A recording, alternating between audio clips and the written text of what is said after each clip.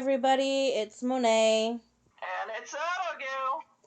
And we're really excited about this episode. It's our Marvel vs. DC movie universes episode. Oh no. I am taking the side of Marvel to prove why Marvel is superior. Sure, you keep telling yourself that, but I'm taking the side of DC because there are good things about the DCU. Sure. You just don't want me having Magneto in my life. Yeah, you don't need him. We'll see. So a couple updates. This episode is coming to you in April because of this little thing called the coronavirus. It caused my work schedule to get completely fucked up. I'm working a completely different schedule now. Doing all of my schooling from home. And, it also messed up with Odogoo's schedule. Oh yeah. So when the weekend we were supposed to record this, nope, nothing worked out.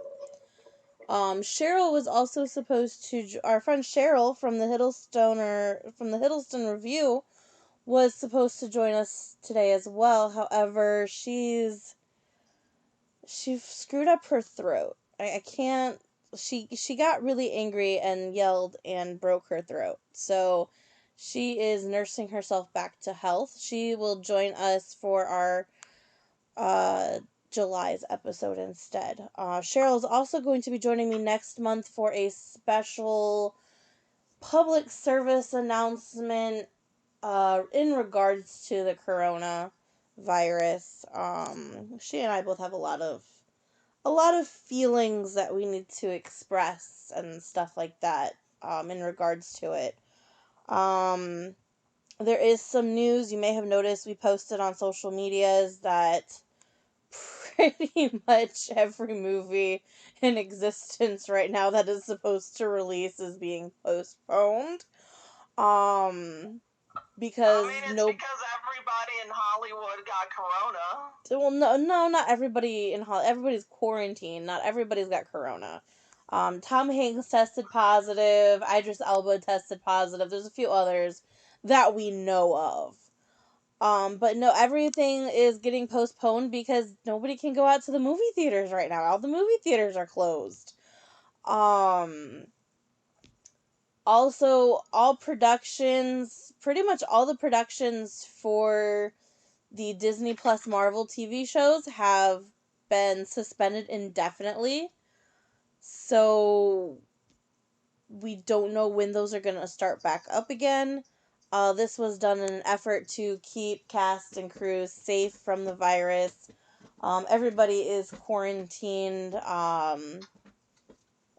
I'm pretty sure everybody's quarantined right where they are in relations to the studios that they were filming at.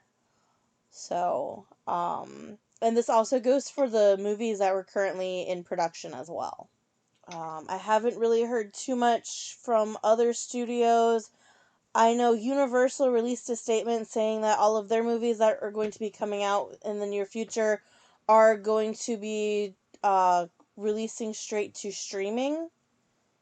Vudu and Amazon both have theater at home features now where you can rent movies that were supposed to be in the theaters for $20, which kind of sucks, but I mean, if you really want to see the movie.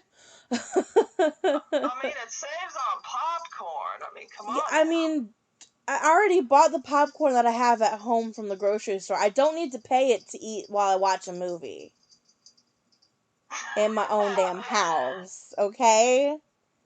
So I'm not sure I want to pay $20 to see a movie in my home, eating and drinking my own snacks and beverages. if they were doing that for Black Widow, I probably would. If they do that for some of the horror movies that I was really excited about, I might. But like, I wanted to see Emma in theaters. Nope, I'm not paying $20 to see Emma. I mean, the Blu-ray tends to go for around 20 to 25 once it comes out on Blu-ray. And then you got that digital. Yeah, and I'd rather pay $20 to have something that I own permanently than $20 that goes away 48 hours after I start watching it. You got a point there. So that's the only news that I want to touch on, as far as Corona and everything like that. I want to keep this a lighthearted episode. Do you have anything that you want to add, Odogoo? As far as Corona, as far as related news to anything. Related news, even if it has to do with Corona, as long as it's lighthearted, I don't care. I mean, well, I will take the lighthearted road. While it does seem scary, and people are angry at other people because you don't need that much toilet paper. yeah. I will Hold say, on a second. I was at Walmart this morning at 7 o'clock in the morning, and some guy had 3 carts full of toilet paper. Why? buy it. You, sir, are the reason we have a toilet paper shortage. If you Nah. stop hoarding shit, there will be enough for everybody. Just See, saying. that's the reason. Conspiracy theory here. They are sending those people there so we will buy that really crappy toilet paper that is barely usable, that's super cheap Walmart brand that nobody buys unless they absolutely have to. See, it's all part of the plan. I switched over to the flushable biodegradable wipes like 6 years ago. So I go through 12 rolls of toilet paper a year. So I buy the 62-cent 4-packs. Okay, whatever. But as I was saying, something lighthearted, and that is just seeing the generosity of people that may not have much to spare, and some that do, some that are quite well off, and seeing the community and seeing all the positive things. So yes, while it's scary, yes, while a lot of us are pissed off at others because of their negligence, there are good, happy things to see. And yeah. Yeah, it is. I'm an EMT, as everybody knows. It is nice to walk into a gas station and be like, "Oh no, you don't have to pay for your coffee," or "No, you know what? Have that donut. Take that. You just have that donut." um, it's actually kind of nice to get some recognition for how dangerous my job is. I'm in the position right now where going to Walmart today was the exception because I ordered everything online before I went there, and I was literally just going to the store to pick it up. I'm not leaving my house now unless I'm going to work. My aunt and uncle across the street are going to pick up anything that I might need from the store, as far as to replenish what I've already got on hand, and they're picking up my mail. So, which is why I bought a new TV today, so that I can just stay in bed and, yeah. I mean, it's a lot of community, a lot of love, a lot of people helping each other, even though, we all focus on that one a-hole that wants to buy 4 carts of TP. There Yeah. are so many people that, I mean, I see it all the time, and that's stuff that don't get shared. So for people that, even if it's just saying, hey, I'm here for you, even though, we're either super busy at work or locked up, but, Yeah, not everybody's that D-bag. I got to work I got to work the other day, and I ordered food from DoorDash, and I paid everything through the app. My driver delivered my food and handed me a $20 bill and said my dinner was on her because I'm out there coming into close contact with people that could get me sick. Aww. And I was just like, oh, thank you. A lot of people. My thing is, a lot of people think EMTs are just taxi drivers to the hospital. They don't realize the danger that we put ourselves in. We're the people who show up when there's gun violence. We're the people who show up when a bridge collapses. We're the people who show up when grandma had a heart attack. We are trained medical professionals, and we show up for dangerous situations. We're not just there to say, okay, get on this stretcher, we're going to take you to the hospital. We don't just provide transportation, we provide high quality medical care. And it's very surreal to me to finally get the recognition that the career deserves. Like, people are finally saying, "Oh, you are actually worth something." Before the virus, horrible. before the virus hit, it's like, "Oh, you just drive an ambulance." No.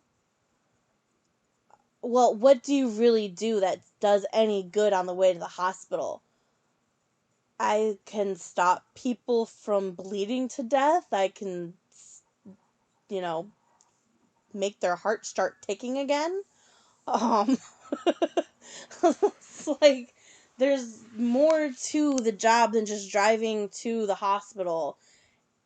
While it's depressing that people didn't start realizing that until we had a pandemic on our hands, it's actually kind of nice. And I will be the first to admit that I'm kind of basking in the recognition. People are finally realizing that, hey, you're just important as the nurse. You're just as important as the doctor. You're just as important as the nurse's aide. It's a surreal moment for me, is basically what I'm trying to say.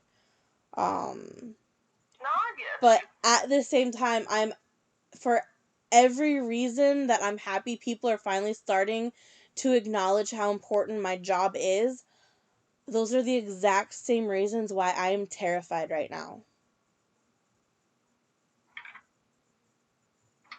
And yeah, these are things that will be hi Shinedown. These are things that will be discussed in the April coronavirus episode with Cheryl. So, anyway, let's move on from the heavy. Unless you have more that you want to add to that. No. The only thing I want to rage about is fangirl related things, which we're gonna get to. So we're doing this Marvel vs. DC episode. I do not like DC. I have watched a couple of these. I've watched several of the movies. Yeah, I will say I grew up watching Smallville. I do like Superman. I grew up watching the New Adventures of Lois and Clark with Dean Cain. God, he's hot. But I was primarily raised on the Marvel comics, so when the Marvel movies came out, I was all over them. They're my favorite. When it comes between the two, the last DC movie I saw was Wonder Woman, and I fell asleep. Oh,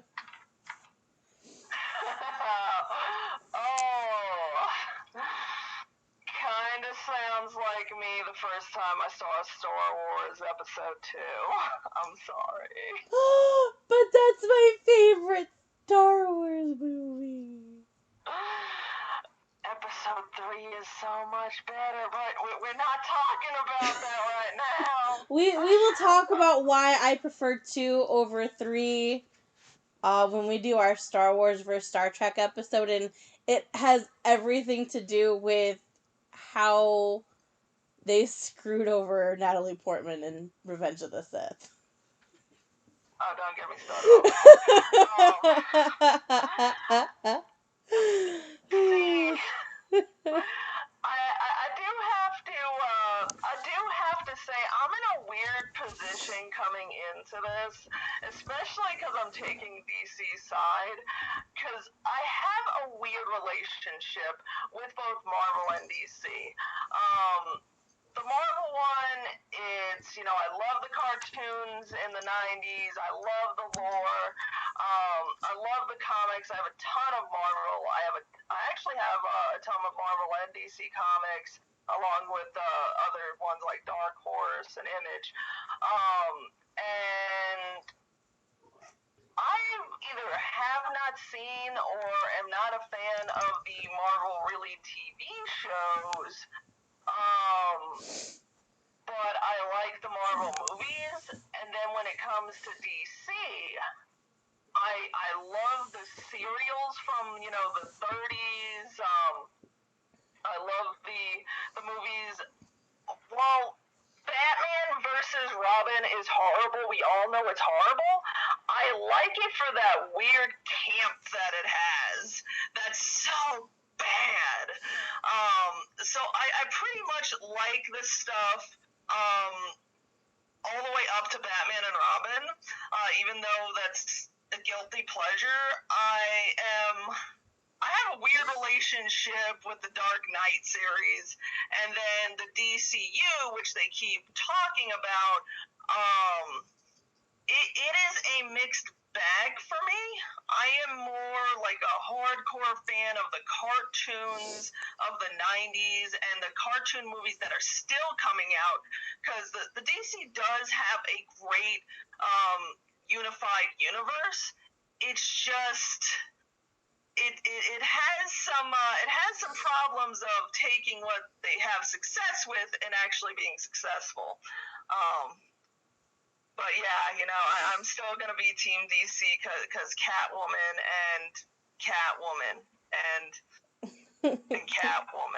Except not the movie Catwoman, because that was some load of shit. And because I know nothing about DC. Oh, I'll be your DC baby. I'll be your sugar mama. So we're going to go ahead and get started. I'm going to present my arguments as for why I think Marvel is superior.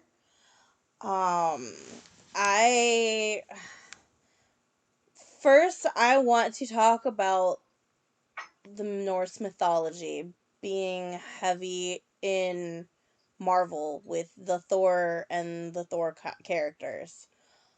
I grew up reading the Thor comics. My parents, my mom and stepdad raised me on the Norse mythology. They raised me on Viking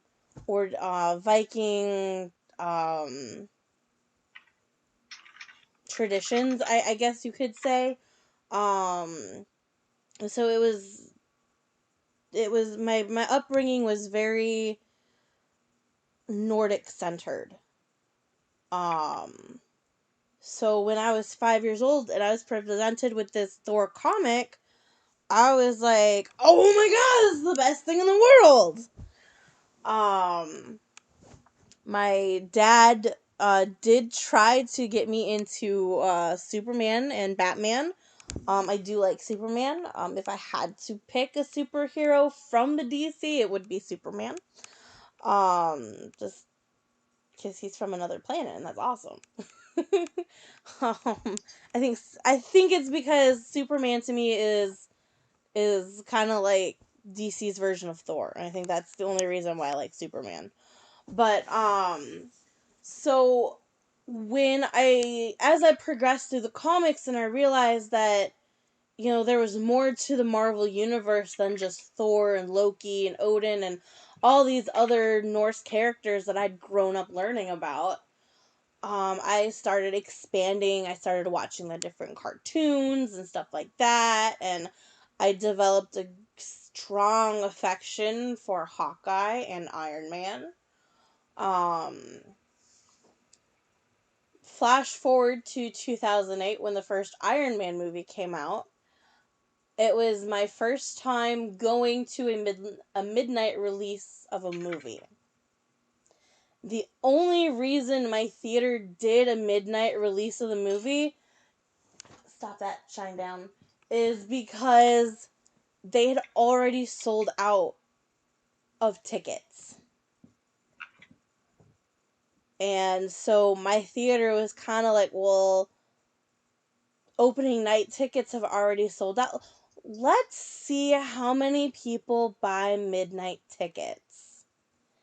They sold out of the midnight tickets in 3 days. So it was really exciting to get to go to that. I was in my theater, because they showed it on 2 screens. In my theater, I think I was one of 10 women in the theater.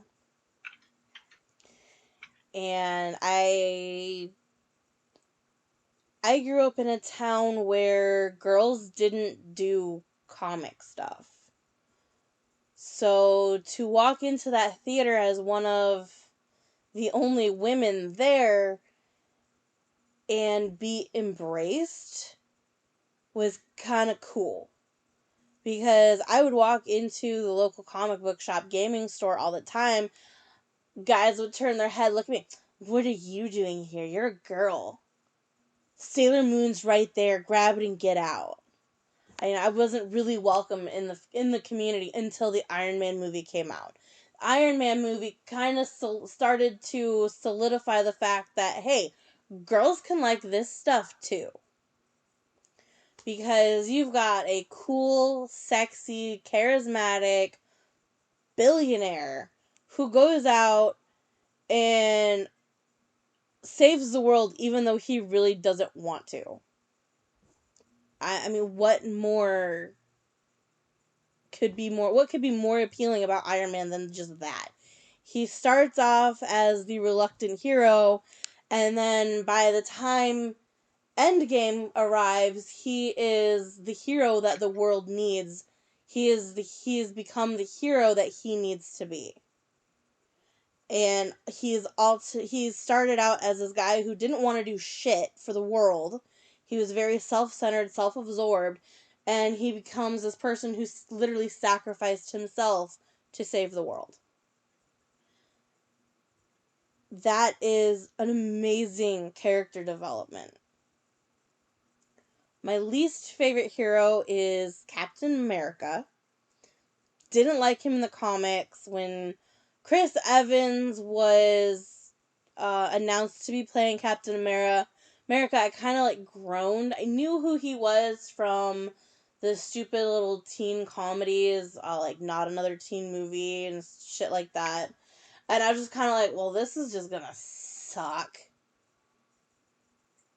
And here we are, 2020, and Captain America is not the worst superhero in the world anymore. um, I don't know if it's something that Chris Evans brought to the role, or if it's how the writers made him more likable to people like me. I don't like the goody two-shoe type people when I'm reading comics and books. I don't like them. I don't like the people who are perfectly good. Everybody has something that makes them not pure. And they gave a hint of, they gave an element of that to Captain America in the Marvel movies. Makes him more relatable. I can't quite put my finger on what it is. I think it's because he progressed in the MCU. He progresses from this kid who's doing everything that he can to get into the army to fight for his country, because that's what good all-American boys do, to this guy who was like, fuck you, you don't control me, I'm gonna do what's right regardless of what you think. And we see that attitude emerge in Civil War. And then that attitude continues, and he just gets more badass through Infinity War and Endgame. When the Thor movie came out, I was terrified that it was going to suck. I didn't know who any of the actors were. I knew Ken Branagh as a Shakespearean director and actor, and as Gilderoy Lockhart from Harry Potter. So I didn't hold high hopes for the film at all. The only reason I went to see the movie is because Natalie Portman is the most sexiest woman on the planet. And I walked out really liking the film. I liked how they brought Thor to the silver screen. The Thor comics, everybody has always said, was going to be one of the hardest things to translate from page to screen, and Paramount, Marvel under the Paramount umbrella, managed to pull it off. And they took, as they merged with Disney and all that stuff happened, they've only managed to improve on it. The only weak movie, I think, in the Thor universe, and this is a very unpopular opinion, is Ragnarok. I find the humor to be severely misplaced for the gravity of the events going on in the film. And I wish that they hadn't gotten a comedy director for that film. It's still, as a standalone movie, I think it's just fine. But as a member of the Thor franchise, and ultimately as a part of the MCU, I think it lacks something.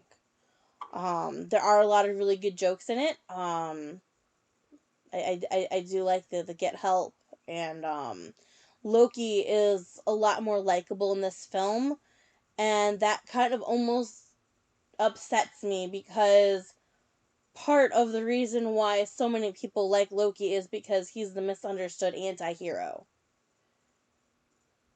And while I like that he's finally gotten his redemption arc, I didn't necessarily like how they got him his redemption arc. His redemption arc starts in Ragnarok and proceeds through the first 8 minutes of Infinity War. Just speaking purely on Ragnarok, they made him in order to get him to be the neutral chaos or whatever, they made him the butt of the joke. And I didn't like that, because Loki as a character has a lot of layers and depth. He's got a lot of power. We haven't even begun to see what kind of power he has in the MCU. So, but the way they're doing it is really good, despite the things that I don't like. You've got the badass, Black Widow. She started as a Russian spy and is now working for S.H.I.E.L.D., the Avengers. I'm excited for her movie. I can't really speak too much on her because I never really paid much attention to her in the comics. But Scarlett Johansson has definitely made Black Widow a character to like.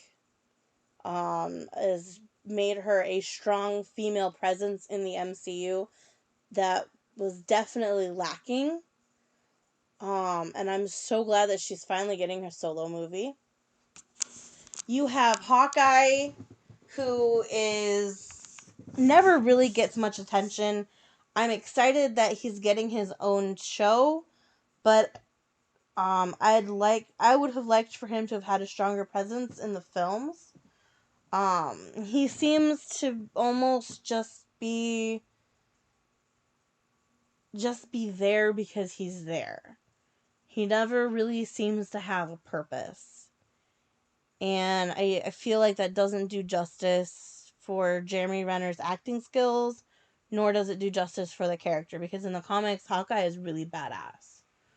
I'm glad they did away with Edward Norton. I hated the Edward Norton Hulk film. Mark Ruffalo is so much better.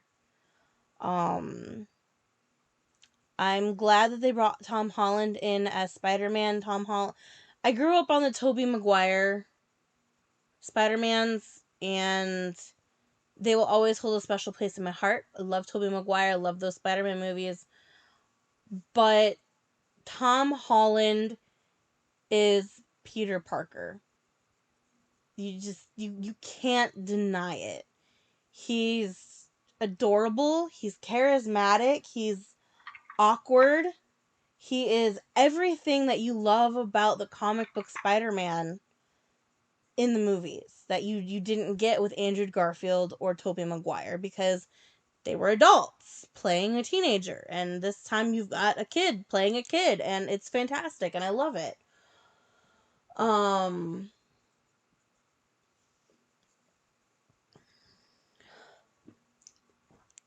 My mouth is drying out because I'm talking so much. I love also how Marvel was the first to be so ambitious with creating a shared universe. Everybody thought Avengers was going to suck. Nobody thought Avengers was a movie that could be pulled off. And look what they did. It is, even people who haven't seen the movies know about Avengers and know enough to get the pop culture references. The MCU has changed cinema. MCU has changed comic book genre movies. MCU has proven that you can break barriers. And those ultimately are the reasons why I love the MCU, why I will continue to love the MCU. So, tell me what's so amazing about DC. The movies. Just remember, we're just doing the movies.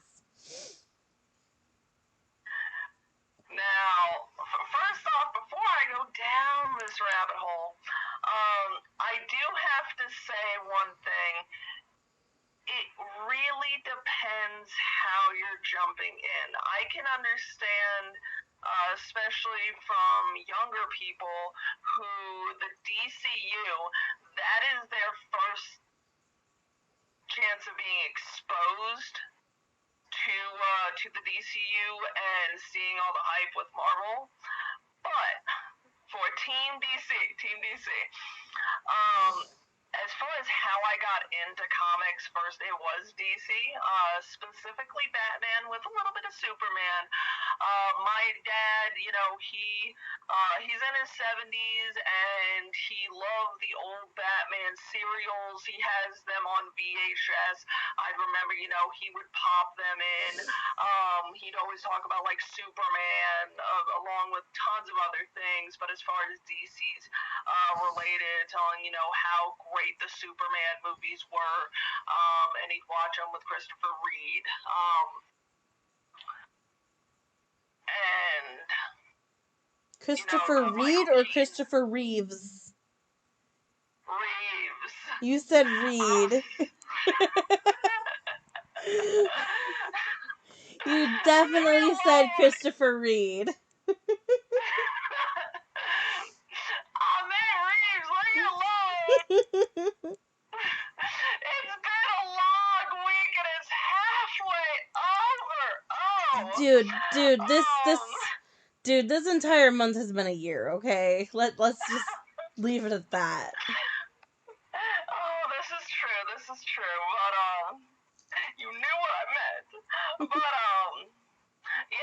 so that was my first being exposed to comics, and then in the 90s, besides, the hype of Batman, when it came to the Michael Keaton movies, which were everywhere, and, there was also the cartoons, Fox Kids and, Saturday morning cartoons.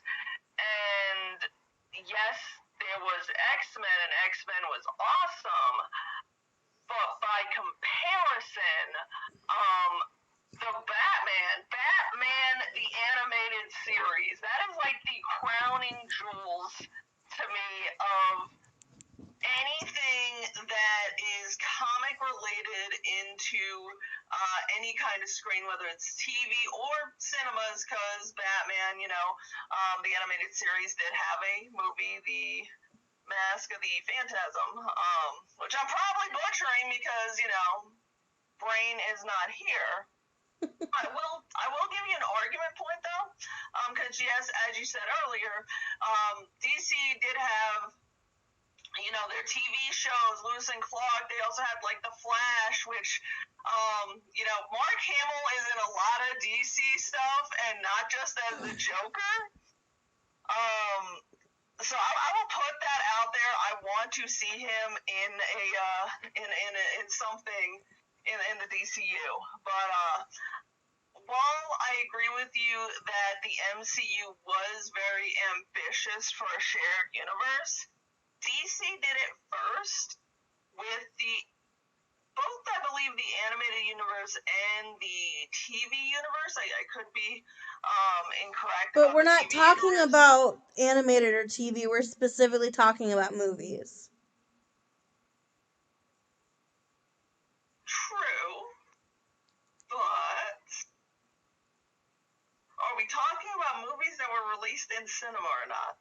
Yes. We're talking about movies that are part of the DCEU and the MCU. Okay, fair enough, because you went way into the past. But as far as the MCU, while there is an argument that yes, well, the DCU wanted to copy the success of the MCU, I have a counterpoint of Marvel taking what DC already did with their connected universe and bringing it to the movie universe in a big form, because they had Disney, they had, tons of money to throw at it to get, the best people on it, whether they were unknown at the time, like Tom Hiddleston and Chris Hemsworth. Just remember, though, the Avengers movie came out before Disney bought Marvel. So Avengers was done under Paramount.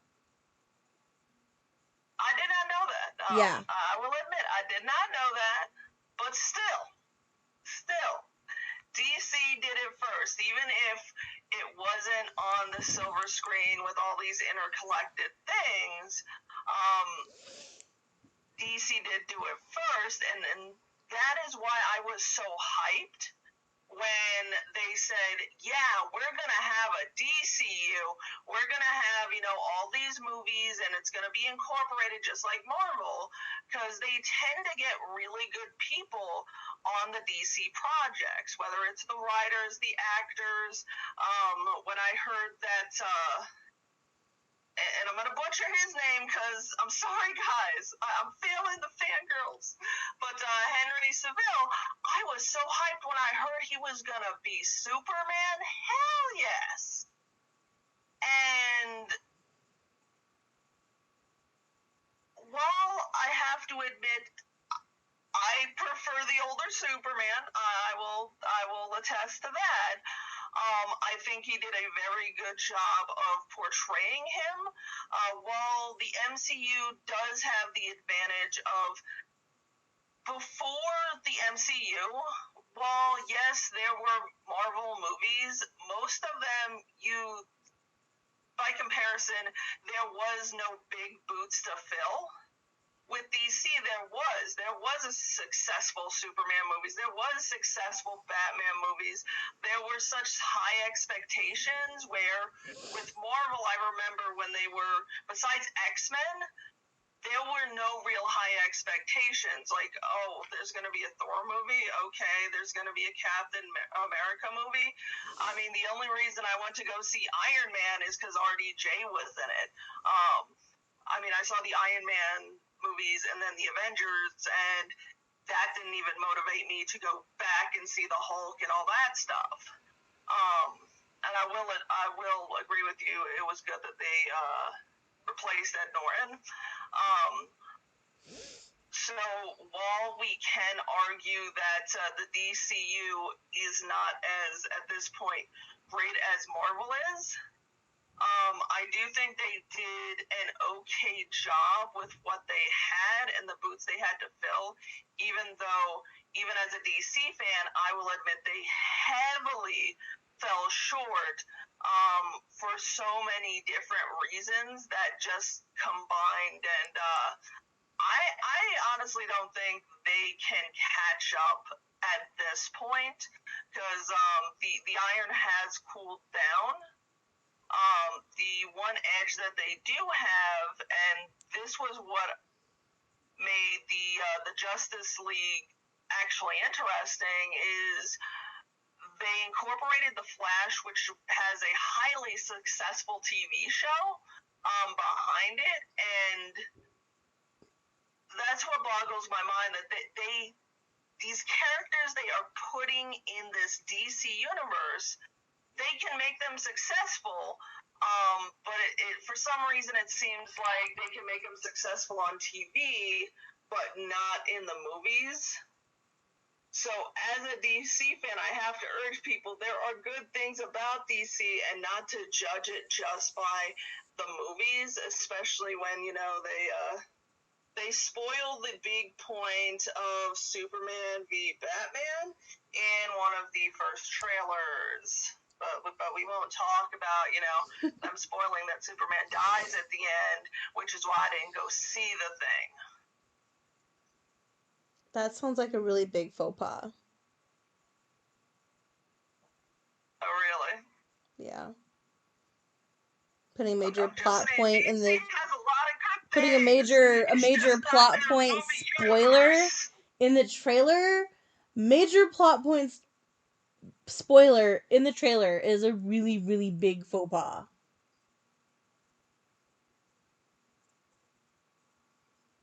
Yes, well, yeah. Yeah. I am one of those fans that's kind of salty. I can't overly defend the DC universe as far as the current movies that you want us to talk about this time around. It's like all this other stuff. I got this huge stockpile of toilet paper ready to throw at you. Well, but no, we have to talk. We have to talk about the lonely tissue box that's like empty, that has no tissues. There will be other episodes to talk about the other things. I know, and they're coming, so you may win this one, Gadget, but the day will be mine one day. I will not disagree with you that the TV shows and animated series that have been put out by Marvel are... they fall short of DC. I will be the first to admit that. But that's not what we're talking about. We can refer to them, but we're focusing specifically on the movies. Yes, one of the I know. One of the biggest things that I don't like about DC is they're dark. Not just the characters are so serious. Everything is so moody and brooding and all that. It's also the lighting. The films are so dark. It's like the lighting department forgot to turn on the light bulbs. It's just, I go into a DC movie and the depressing tone of the film and the lighting, I walk out and I feel sad.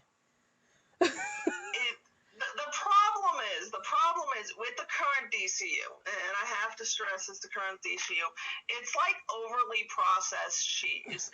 They took a concept that they know will sell, and they just took it and bended it and molded it into what they think is a big blockbuster Hollywood movie.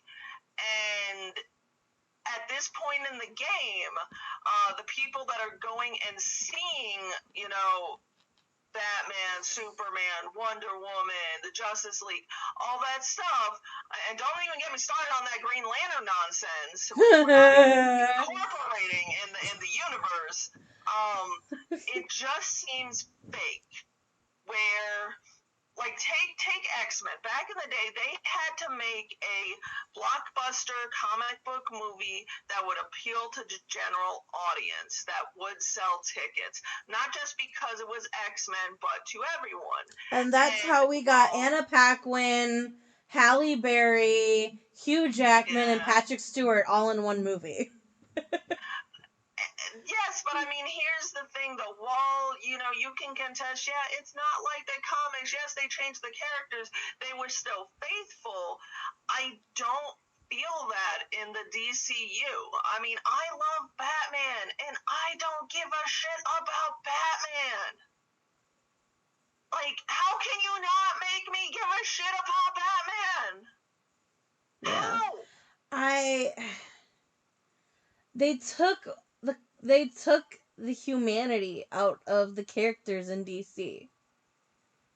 Exactly, and yeah, you have the fanboys like, oh, Superman doesn't kill, Superman doesn't kill. I could accept him killing and justifications and all that, but it just seems like all of it is bad writing. Like, Yeah. I've read fan fictions, and then the editing, it's like, and don't even get me started. I love Henry. I love him, and his mustache is sexy. But what the hell? What the hell was wrong with these reshoots? Yeah, they took the relatability.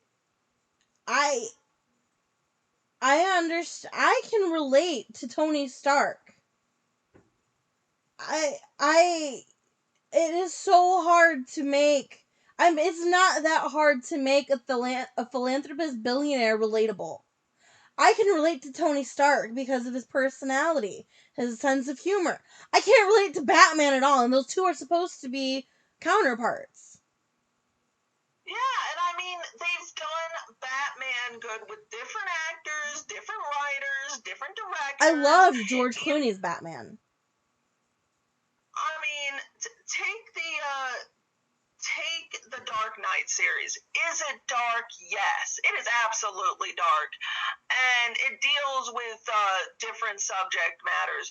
But you actually can feel a connection because it feels like the characters have soul. So while, yes, I prefer Keaton's Batman, and here's Ben Affleck. I've seen him do good stuff. I've seen him be relatable. But he's not relatable. Henry is so charming. I don't see how Ben Affleck was able to go from being charming and relatable as Daredevil to falling flat as Batman. Exactly. You'd think it would have been reversed. Because there's more to flesh out with Batman than there is Daredevil. And Daredevil was coming out where they were making superhero movies for, what would sell as a summer blockbuster, and not what was overly faithful. So he's been in the game, and he came back. Chris Evans did that with the Fantastic Four and came back better.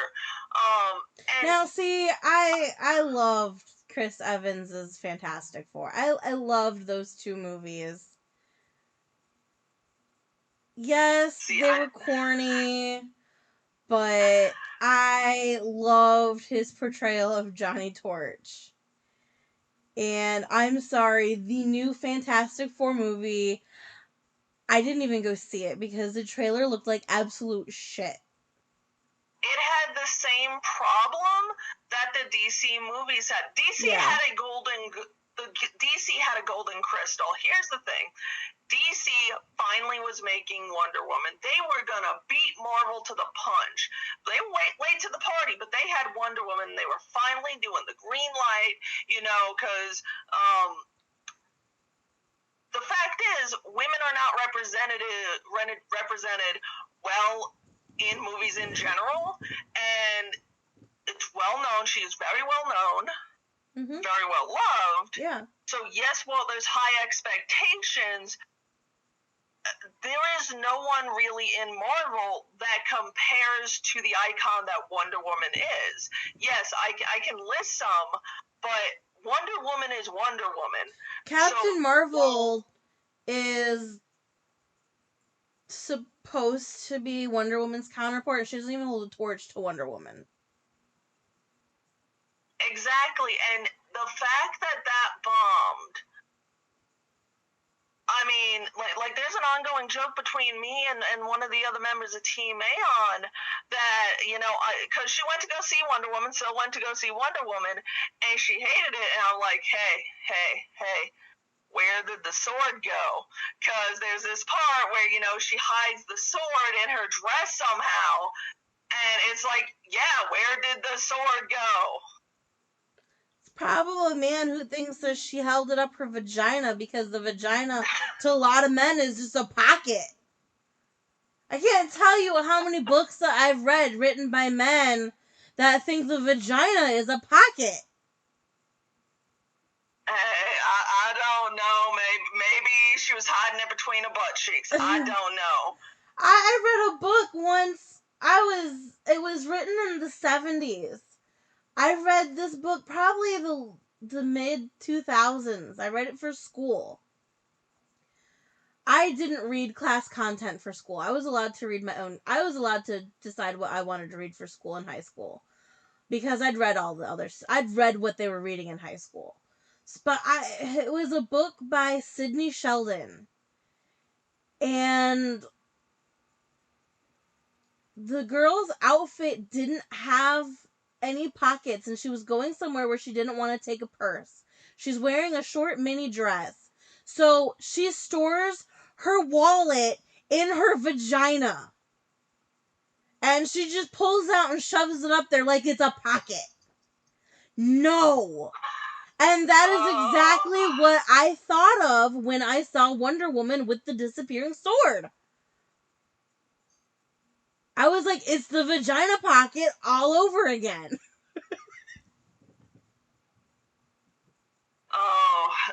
And see, I can fix some of the DCU. Get the people that are planning and writing on the animated universe and the TV universe that are already handling the people that you should be putting in movies, and you will be so much better. But at this point, they just need to reboot the whole thing. The horse is dead. Please stop whipping the horse. Please start again. It's kind of like it out. Marvel needs to do the reverse. They needed to get the people who are working on the movies to work on the shows. And they started doing that with the Disney Plus content. That's one of the reasons why I'm excited for Disney Plus content, because these are Marvel shows that are going to have cinema quality every episode. And I know Disney can pull it off because they did it with the fucking Mandalorian. If they can do it with Star Wars, they can do it with Marvel.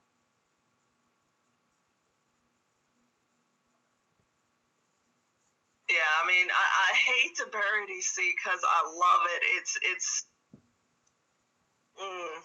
But I do have to admit I am getting tired of Marvel.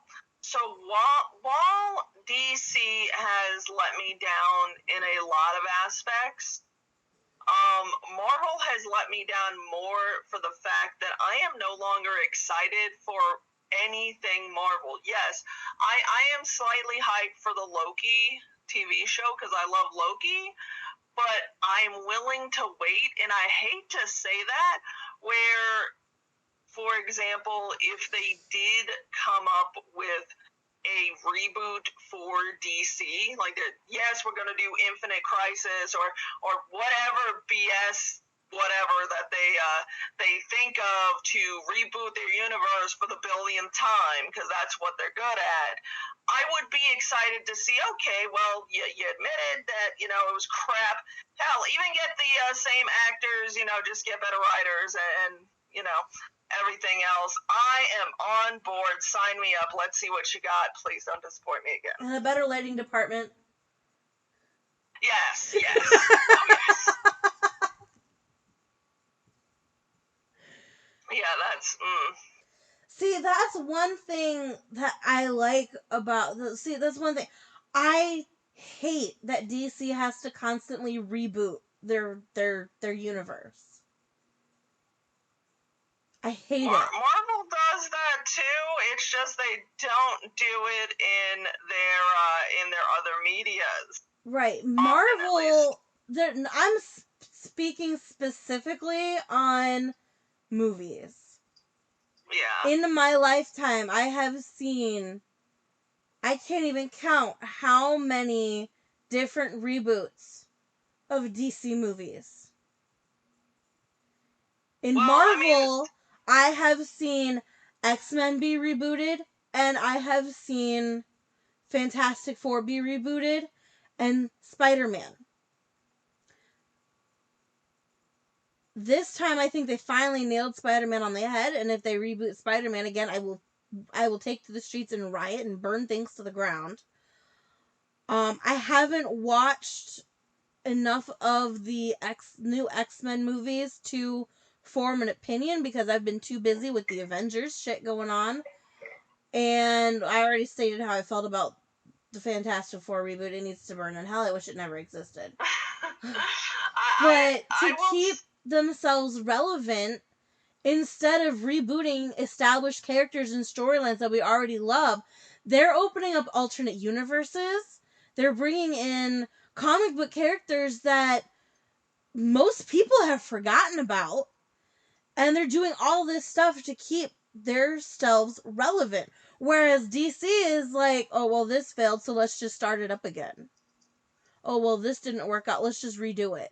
Marvel's like, oh, well, this didn't work, so let's take those lessons, give it the old college try. Okay, that failed again. I'm talking about Fantastic Four, because they've pretty much scrapped Fantastic Four. They did decent with Fantastic Four. They tried to reboot it to make it better, and they're like, okay, you know what? We failed, we sucked. Okay, let's move on. Ooh, let's do this hero instead. And they're learning from the mistakes of their failed projects to improve upon their new projects. With Spider-Man, Tobey Maguire movies were solid. They did Andrew Garfield. Not as good, so Sony tried to recreate that success with Marvel with the Tom Holland films, and they're fucking killing it. They finally got it right. And instead of fucking that up and ending it and saying, oh, well, let's end it on a high note, they're keeping it going. Tom Holland got Sony and Disney to come to an agreement so that they could keep up the momentum that they're going. To have that kind of loyalty from your lead star, who is literally torn between two studios, is phenomenal. You don't get that. That is a once in a lifetime, never gonna happen again occurrence.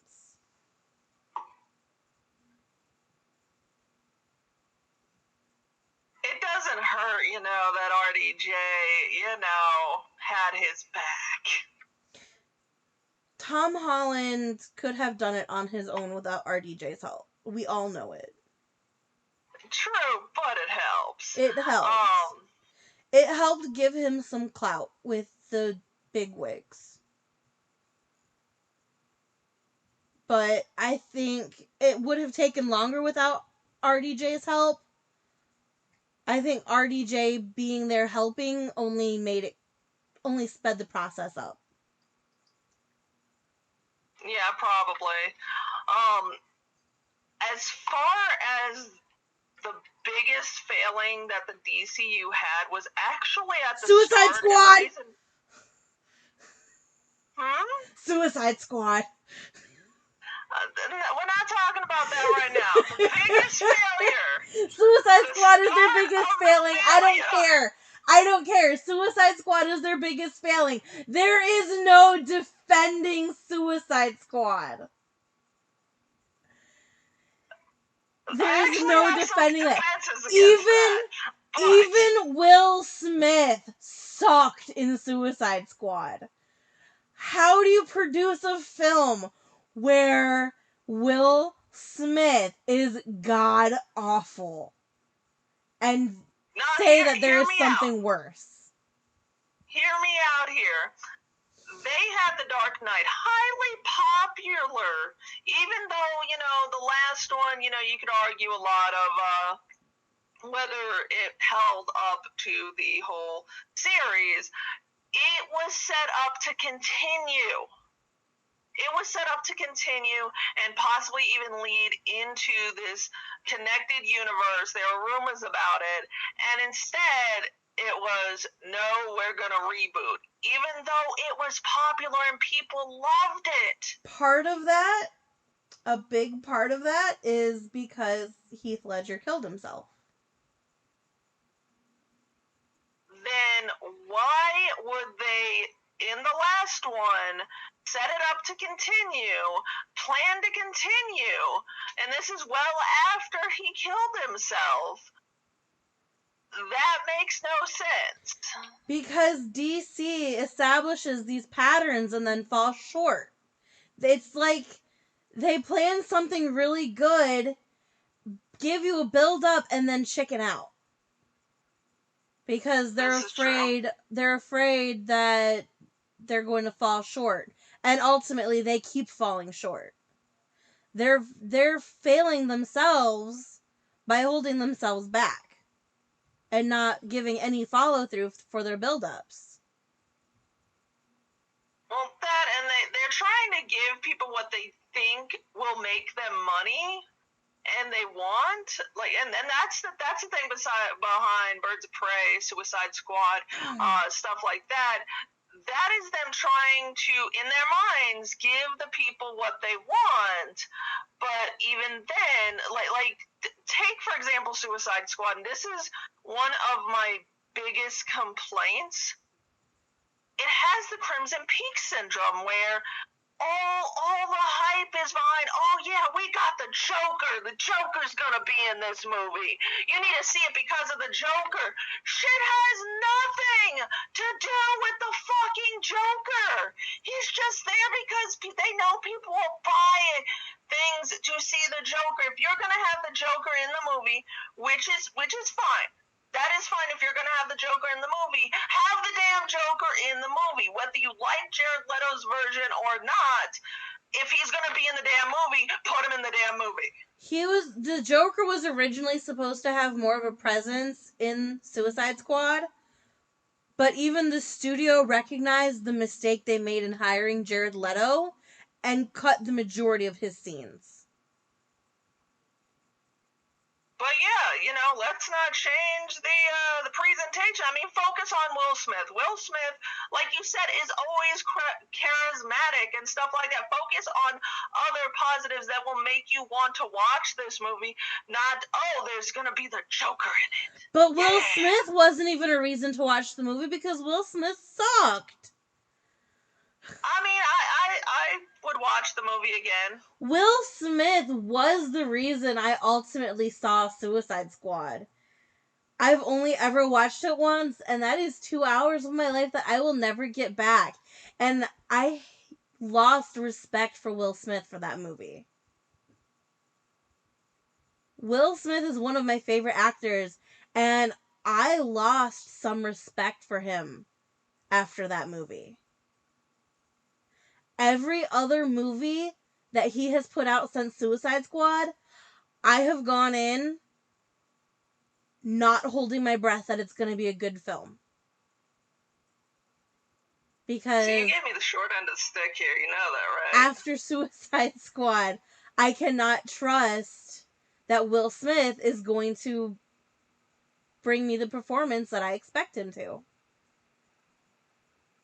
See, I had the same problem with Michael Fassbender. He plays the young Magneto. Yeah. Not because I don't think he's gonna give me a good performance, because even in like the shit that he signs up for, it is good. But what he actually, actually is in is crap. I mean, Snowman Killer and The Counselor, where I don't remember anything but Cameron Diaz screwing a car. But that's the thing. Yeah. I'm not salty. I'm not salty. You gave me the short end of the stick because you know I love DC, but I have to take the movie side, and I want to defend them, but it's hard to defend. Besides the fact that they took very talented people and gave them nothing really to work with. Yeah. You're mean. I'm sorry. You know more about DC than I do. It's okay. This whole time I've been thinking about how hot Henry is. And this is why this is the redeeming factor of the DCU, and it's from his Superman movie. See, I didn't think he was attractive until I saw pictures of him as the Witcher. I thought he was butt ugly as Superman. Whatever, man. He was sexy, where he's like coming out of the water or something with the beard. Butt ugly. Butt ugly.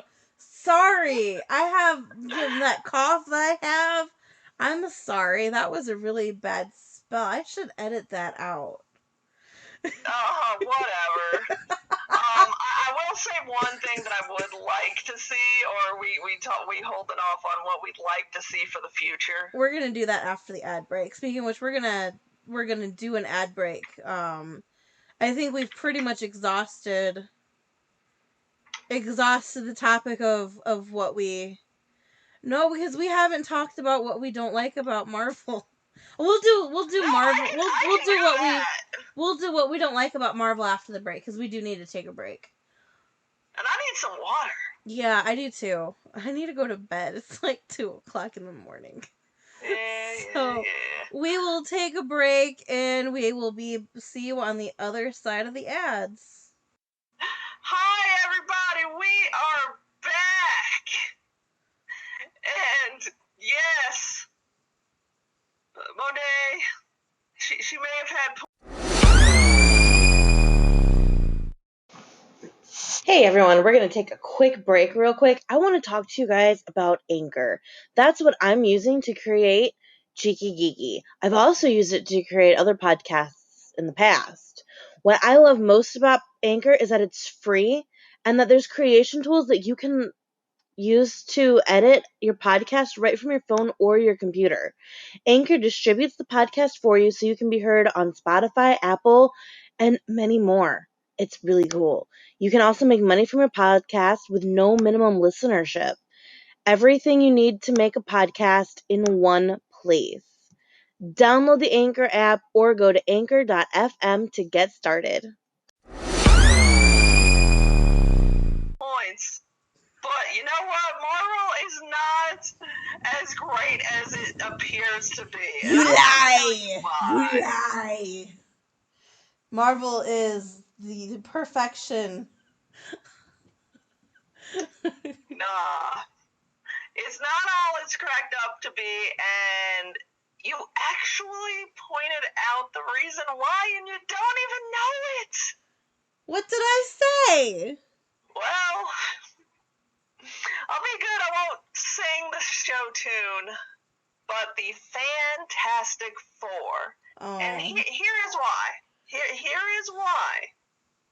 The MCU both created and destroyed to in theory, make itself great.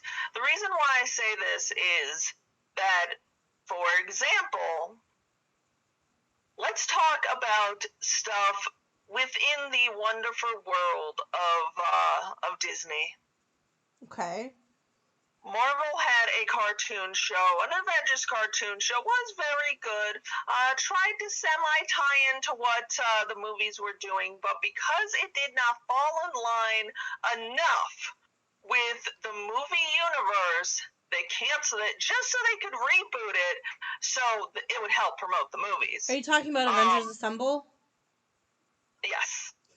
I just started watching that on Disney Plus. It is very good. Oh my god, Loki's voice is orgasmic, but we will not get into that at this time.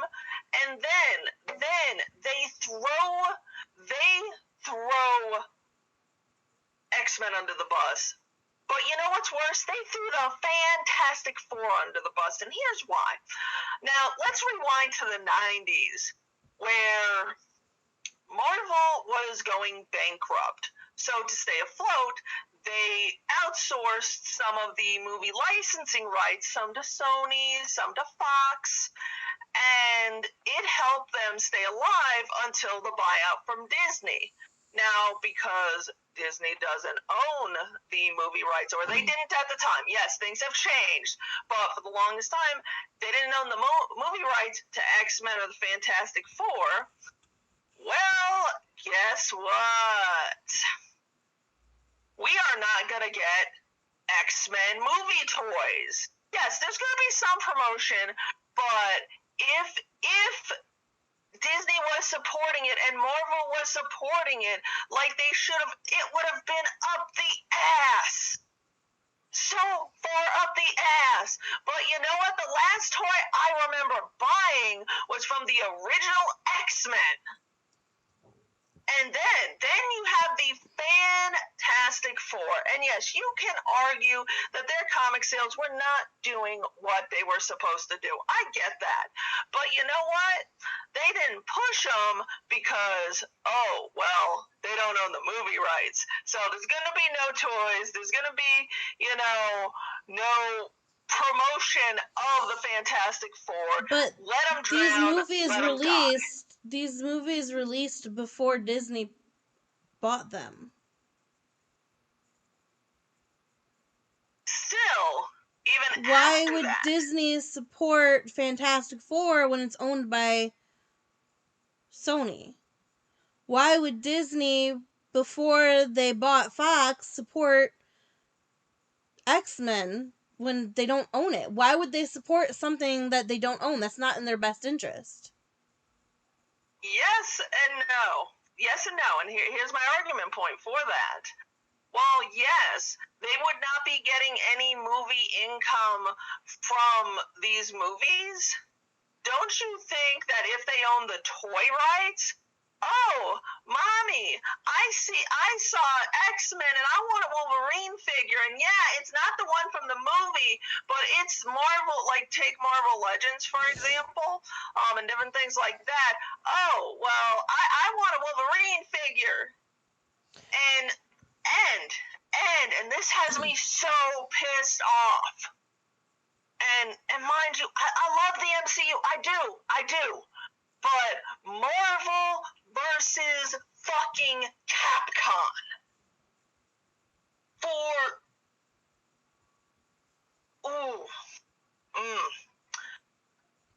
It always had X-Men characters in it. They were staple characters for all of the game series. But you know what? We have to shove the MCU up Marvel vs. Capcom's ass, so you're not going to get a lot of the staple characters. You're going to get some MCU nonsense. Enjoy the game. And yes, I've played the game. It's an interesting game. It is interesting. I will admit that. We're not talking about games. We're talking about movies. I know, we are talking about movies. So let's revisit this dilemma, because Marvel. I understand what you're saying. No, listen to me. Marvel split itself up. Some of it was owned by Paramount, some of it was owned by Sony, some of it was owned by Fox. Then Disney bought Paramount, and then Disney owned what was Paramount's. Fantastic Four, Spider-Man, they're owned by Fox and Sony, okay? Their only reason they're under the Marvel umbrella is because they were created by Marvel. Being kept under the Marvel umbrella is a courtesy. They are separate entities. It's just like with Deadpool. Everybody was like, oh, Deadpool this, Deadpool that. And then all the controversy about what Disney was going to do with Deadpool. Ultimately, Disney decided to keep Deadpool the way it is. But do you remember that fiasco? Oh, yeah. It's the exact same. Disney made the choice to keep the character because they've got the best actor for the character.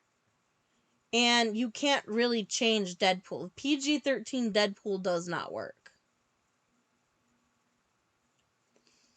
But well, I agree with you there.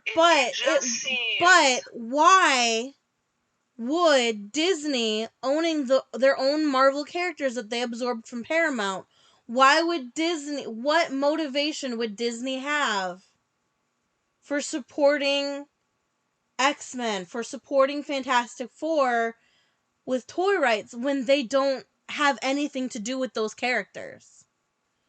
The thing is, they do. And I'm not talking about like before they did not own Marvel. I'm talking about after the fact when they did own Marvel. Even after that, yes, they wouldn't make anything from the movies, but they have all these other ventures where they can still capitalize on the characters. But because they can't shove those characters into movies, they don't want to deal with them. They couldn't because of they couldn't pick up the toy rights because of licensing laws. We just witnessed all of this over the summer with the battle for Spider-Man.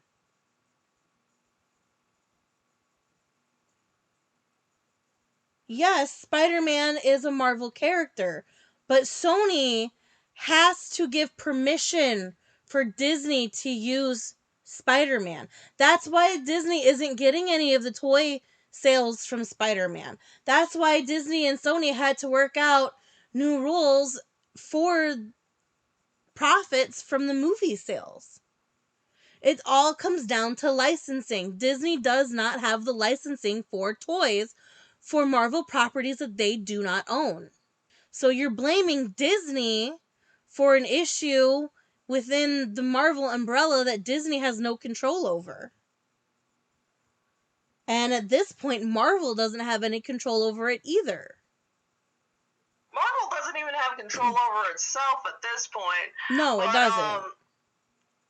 But the point is, though, as far as back to the actual movies, as far as the movies themselves, they have become so bloated that while are they made well? Yes. Are they acted well? Yes.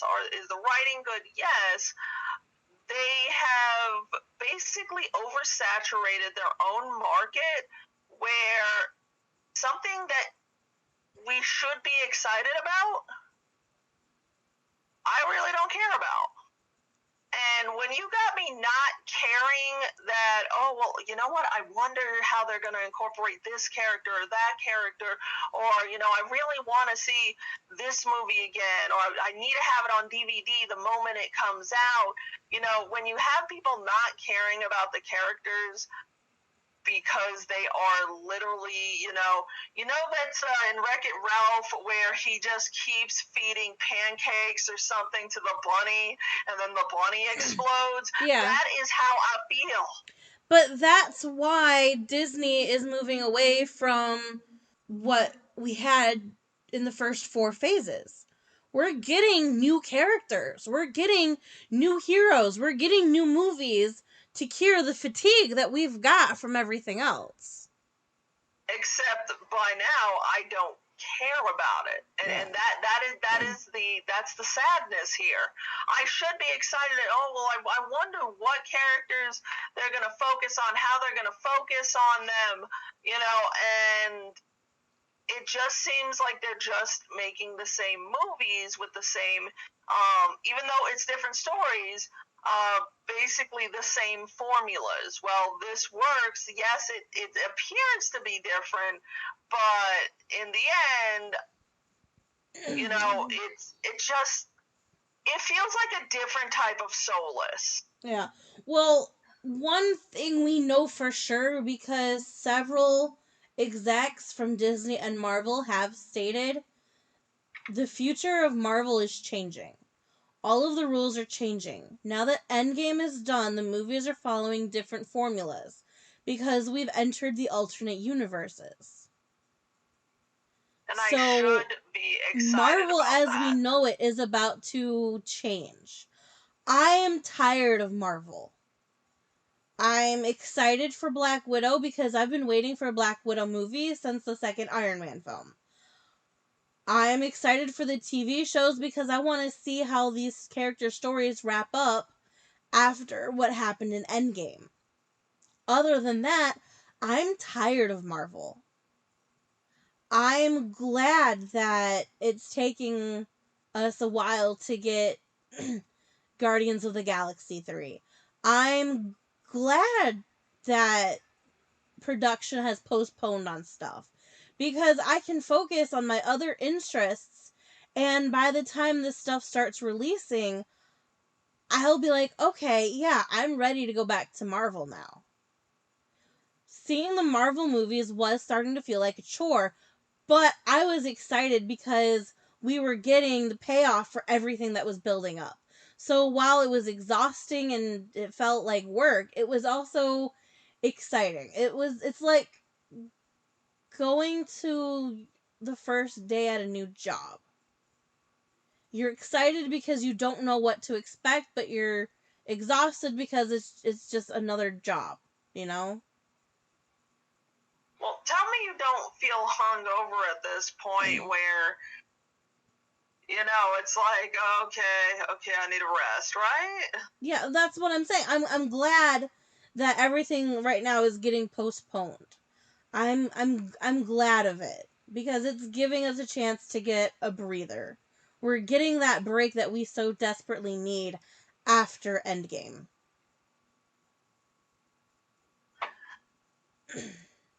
True, and the last thing that I don't like about the MCU is that when they realized that they actually had a thing, that they restructured some of it.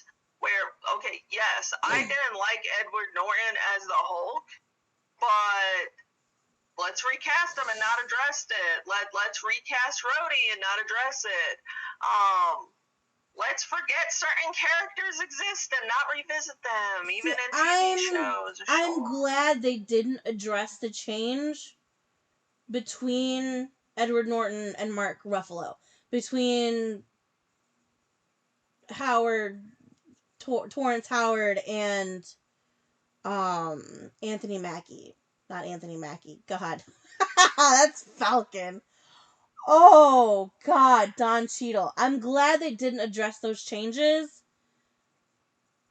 because they would have had to redone the Hulk movie, which we didn't need another Hulk movie. We don't. This planet, we got our other Hulk movie with Thor Ragnarok. Don't get me started on Thor Ragnarok, okay? We got our Planet Hulk movie. We didn't need, with the casting change, we didn't need an explanation. In the first Iron Man film, Rhodey wasn't established as being a key character yet. So when Don Cheadle picked it up, he was basically stepping into the role that Rhodey should have been, that he wasn't in the first movie.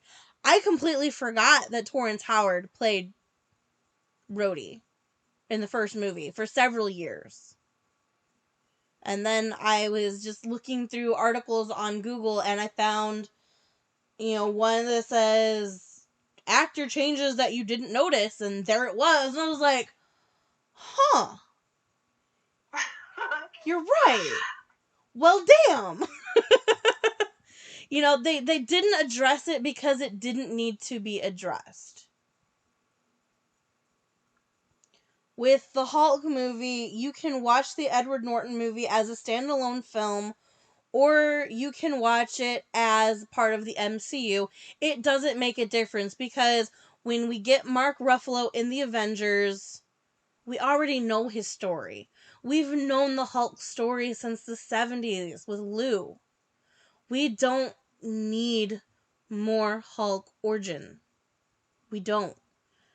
And we didn't got need Spider-Man origins either. No. Which I'm really glad when they rebooted Spider-Man that they didn't give us another origin story. When True. Spider-Man was introduced into the MCU, he was already Spider-Man. Oh, I got a challenge for you, Missy. I got a little challenge for you. Okay. So, you raged against Suicide Squad and basically everything DC. In the DCU, what do you like about it? And you cannot say Henry Cavill because that boy is mine. That is my golden goose. But I didn't like him in DC. So what did you like? The DC movies that I do like. I liked Heath Ledger. I liked what Heath Ledger brought to the Joker. The Joker is my favorite villain, which is probably one of the reasons why I hated Jared Leto. Jared Leto was the worst possible choice. Jared Leto needs to go back to singing. Now, here's the thing, though. The Dark Knight is not part of the DCU. So that and everything before it does not count for the DCU. What do you actually like about the DCU?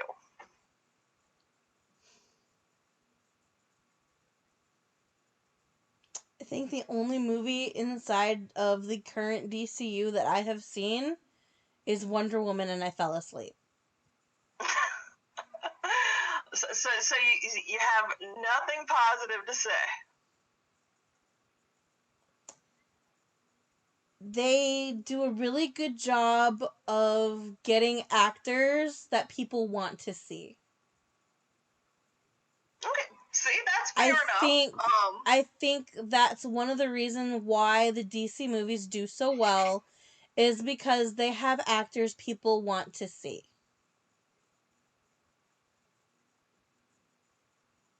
That I think we can both agree on. One thing that I will give about Marvel is that they do have a better special effects team because the CGI in the DCU is horrible. Yeah. Another thing about DC, and this is probably stretching it, to get people into the seats, DC does a really good job of, DC does a really good job of, what's the word I'm looking for? Appealing to fans of the comics and cartoons. Most people that I know who like the DC movies say it's because they watched the cartoons and read the comics. I have maybe talked to 2 people who like the DC movies better than the Marvel movies because of the movies themselves. Everybody else that I have talked to has always said, well, it's because I read the comics, or it's because I grew up on the cartoons, or it's because of the other movies. They do a really good job of appealing to people who've seen past content, and they strongly rely on those people to keep coming back and filling the seats at the box office.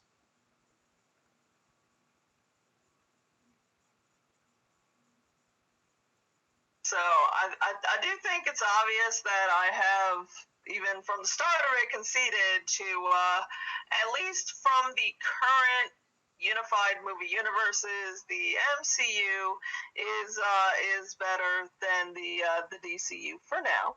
For now, who knows? That might change. I am very interested, and I have really high hopes for the second Suicide Squad movie with James Gunn heading the film. James Gunn did for Guardians of the Galaxy what everybody thought was impossible. And if anybody has a chance of saving Suicide Squad, it's James Gunn.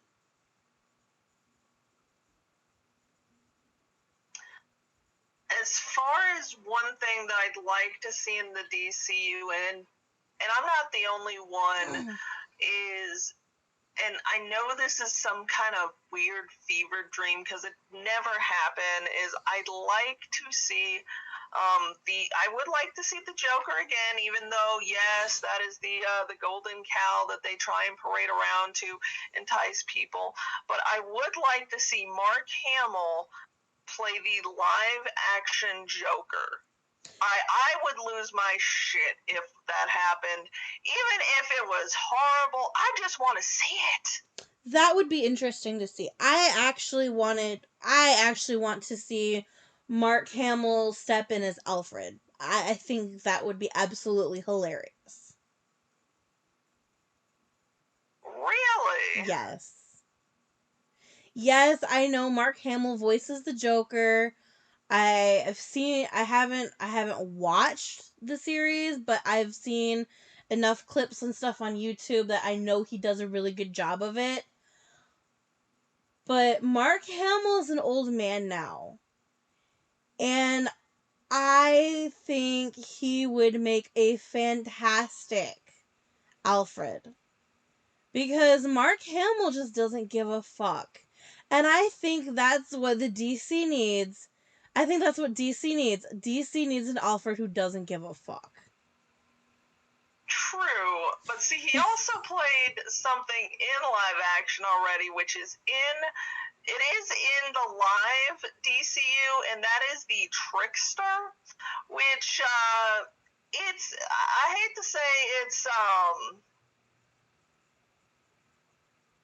something that we probably won't see because it's from the TV show, but he is so good. Like, you probably saw, like, the history from your Netflix and me watching it, and you should watch the you have Trickster. your own account now. Did you notice? I haven't had time. I'm sorry. But no, I haven't really paid attention to my history or my watch list on Netflix. So I have no clue. I'll notice, like, oh, I haven't watched that. Oh, that's Odogoo, okay. And then I forget about it. Oh, that ham. Oh, I can't remember what it is, but there's something that you're watching. I can't remember what it is, and I'm waiting for you to finish so that I can start watching it, because I don't want to screw up your place.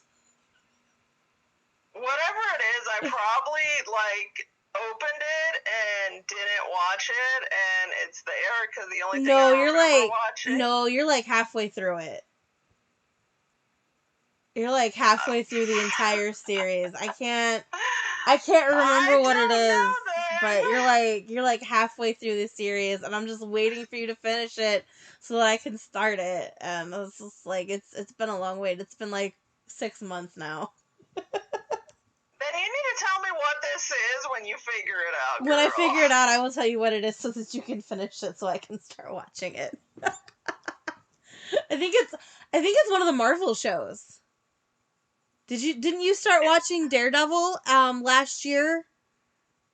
No. When Charlie Cox started doing Betrayal? No, that's not me, girl. Then who the fuck? Who the fuck is on my Netflix account? No, see, I'm over here in my corner, getting so hot for people who think that without Batman, I know line it's doesn't have a punchline. I know it's not Daredevil. I watched the first episode of Daredevil and then I didn't touch it, and then I noticed like 3 or 4 more episodes has been watched, but Daredevil is not the show that I'm talking about. I don't remember what it is. You'll let me know, but I will let you know. Final thoughts, man. Final thoughts. DC has potential. They just continuously fall short of that potential because they're afraid of success. I think that's what it is. They're afraid of putting out something that they cannot top. So they keep putting out mediocre stuff so that they don't have to worry about failing. And it's causing them to come up short. I'm just happy for a break at this point from all of it. Right? I'm glad that Loki, specifically Loki, is being postponed. Because I'm going through some major Loki fatigue. It's one of the reasons why I stepped back in the Tom Hiddleston fandom is because I'm really, really tired of Loki. The Loki TV series was one of those things like I'm gonna watch it because it's a character that I'm invested in and I want to see what they do, but honestly, if it doesn't come out until 2022, I will not be heartbroken. That's because we in that Hiddleston fatigue. Yeah. We'll see what happens as I went and met the man in October, and now it's just like, oh, he's a real human being to me now. Hey, I haven't given Hayden Christensen any love and attention lately. Hi! Hey, Monet. Guess what? What? You know what's gonna happen when we talk about the animated universes? What? I'll have the high ground. You will have the high ground. We're gonna do the animated universes in second season, so probably about a year from now. I've got to start watching the Marvel stuff because I haven't watched most of what I have watched was very limited, and I haven't watched it since I was a child. It's one of the reasons why I've started watching why I've started watching Avengers Assemble.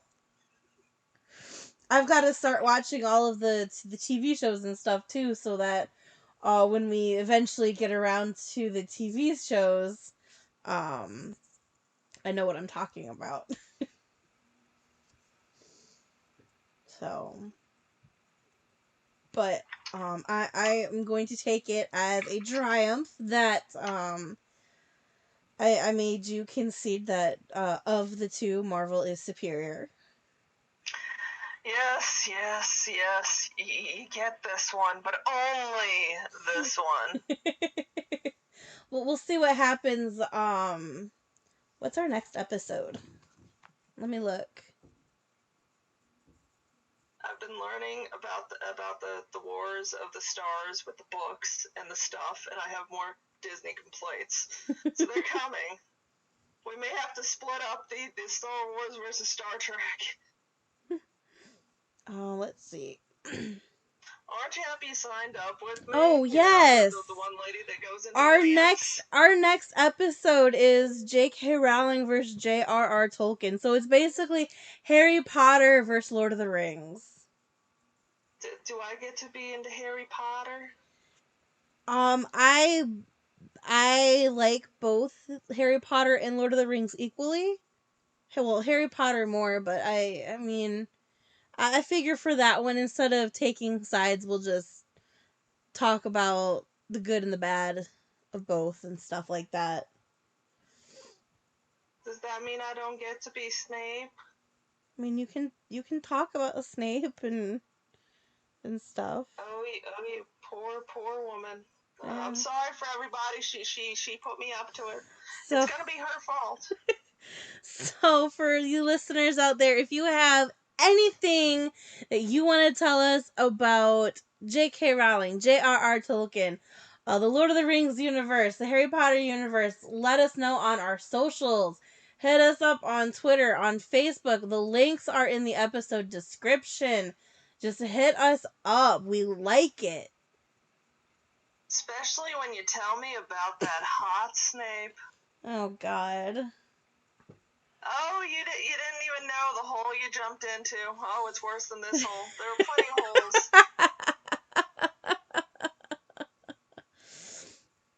So yeah, you will be getting J.K. Rowling versus J.R.R. Tolkien at the end of the month. You get technically three episodes of Cheeky Geeky this month, because you get this one, which is releasing this weekend, which is the first weekend of April. Then you get the COVID coronavirus PSA special edition Cheeky Geeky episode, which is coming later this month. And then you get the regular release for the April at the end of the month. So you guys really lucked out. Maybe we should have pandemics more, because you guys are really making out with this. This sucks for us, but it sucks for us, but you guys are benefiting from it. So yeah. So, if you haven't already, which I know you haven't because we have nobody, check us out on Patreon. We have a $1 tier all the way up to $15 tier. Check them out. Join in the fun. I announced this on our social medias. I'm going to start doing movie marathons on Sundays. Around noon is when they will start. I did one right after this whole COVID thing started out with a bunch of pandemic movies. Did you say Hulk Hogan? No.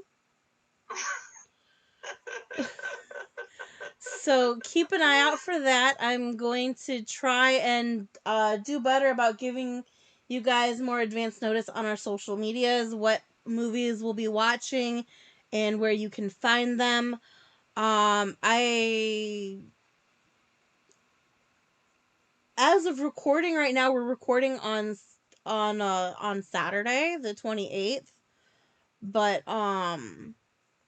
tomorrow I'm going to attempt to do a Netflix watch party, and if that is successful, you guys will see more Netflix watch parties. So definitely start looking for that. During these movie marathons on Sundays, I will be posting links to the Discord, and Discord will be free for everybody. You do not have to be a $15 patron to access Discord during the movie marathons. That is the biggest thing that I wanted to announce. Did you want to announce anything, Odogoo?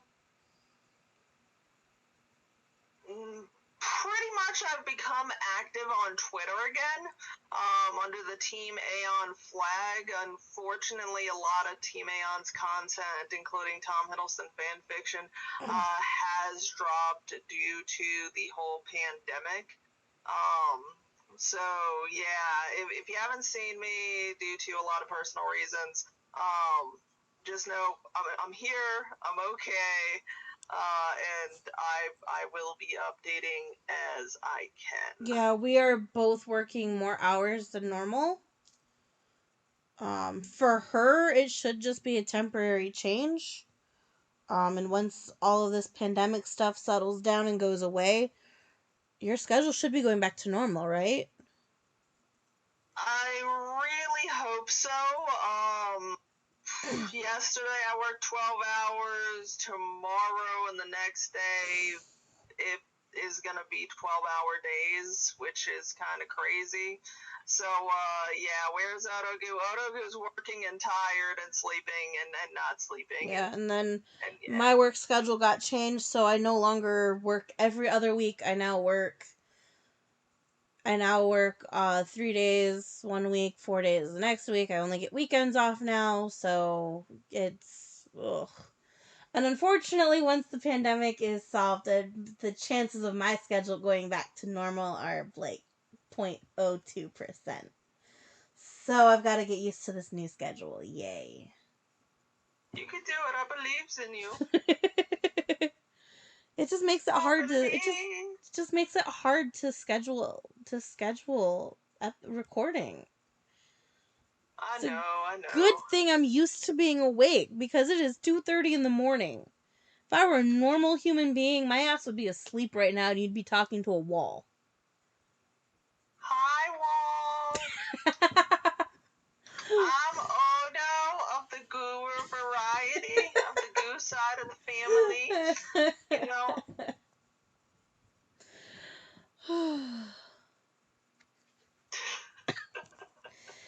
So I think we need to end this, girl. I do too. Oh, you mentioned something about the Star Wars vs. Star Trek episode.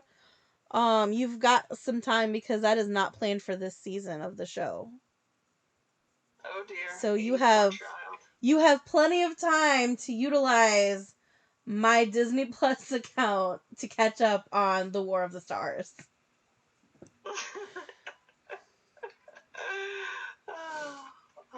I haven't even seen Picard yet. Yeah. You know what? Let me take this opportunity to talk to our listeners about what is coming up on the show because we haven't done that yet. This month's episode is J.K. Rowling versus Jrr Tolkien, which we already talked about. Coming up for May, we have Lovecraft, Shelley, and more. We're talking about all of the classic horror that everybody loves to geek out about. That's going to include Edgar Allan Poe, um, everything and anything that is OG horror genre, Vincent Price, stuff like that. In June, we'll be talking Tables to Screens, the evolution of RPGs. Basically, how roleplay games have evolved from tabletop games such as Dungeons and Dragons to the MMORPGs that you have, such as EVE Online, World of Warcraft, stuff like that. In July, Cheryl is going to join us talking about cosplay, cosplayers, and conventions. In August, it's all about Pokemon. We're going to talk about Pokemon as it was then when it started and as it is now today. In September, we will talk about all things theater. We're talking plays, musicals, stuff like that. If it started on stage, we're going to talk about it. In October, Scary or B-Movie Gold. For all of you horror film buffs, that's probably going to be the episode that you'll be most excited about. November will kick off November will have our holiday episode. Have a Holly Jolly Geek Miss. We will talk about all of the geek toys that are going to be available for Christmas. And then in December, we want to hear from you. It's a fan Q&A session, a wrap up of everything that we've talked about on the season, and we will let you know what's in store for season 2. So, we will have more information on how you can get involved with the Q&A in November. Actually, we'll probably start getting you guys prepped for that in October. So that's everything that you guys have to look forward to from us. Please, please, please support us on Patreon, even if it's just that $1 tier. Remember, when you support us on Patreon, we donate money to charity. So help us help the world. Odogoo, you got anything to add?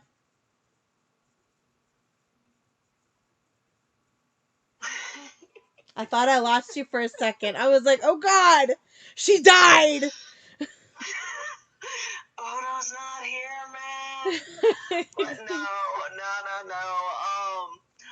I am very excited because I love the fact that while we have very similar interests, as we've seen, for example, today, we also can have very different opinions on said interests.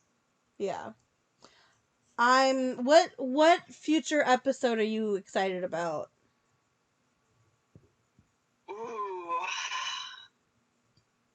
excited about a few. Well, I'm excited about all of them, but I have to say the stage, for a number of reasons, and I hope I don't shove my musical foot all the way in, because I know it's not just about musicals. You just want to talk about Phantom of the Opera.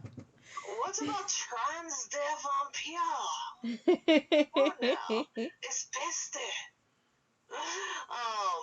I am excited about I am actually excited about our next episode, because I love me Harry Potter. I love me Lord of the Rings. But I do have to say I love Harry Potter more. The horror. I am a huge Universal Monster fan. Where I did my final dissertation in English about the 1925 Phantom of the Opera. Ooh, Lon Chaney. Yeah. Oh, yes, 1,000 Faces. I mean, Vincent Price. There is so much to talk in there, and I know, we're supposed to keep these short, but I see that one just going. Well, that's why I broke up horror into two. In May, we're doing Lovecraft, Shelley, and more. That's where we're gonna get more into talking about Lon Chaney and Vincent Price. That's more classic horror. And then October is more modern day horror, like Jason, Freddy, and Conjuring and stuff like that. And for some reason, I could shove the Phantom D into both of those. You can! You don't even know how yet. I don't know how you could put Phantom into October. I know how you could put Phantom into May, and how you could do it in September. I don't know how you could do it in October. Because there was that really weird modern non-musical Phantom of the Opera that released a few years ago that was just really bizarre, and I got 10 minutes through and turned it off. Are you talking about the rat sex one? I don't know.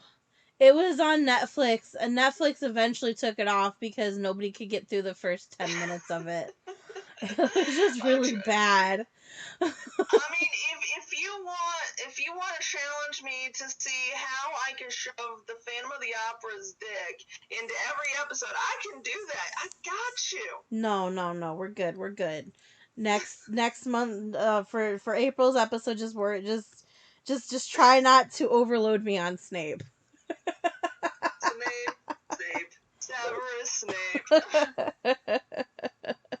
I managed to keep the Magneto obsession down in this one, so don't make me regret it by giving you by giving you the ability to talk about Snape.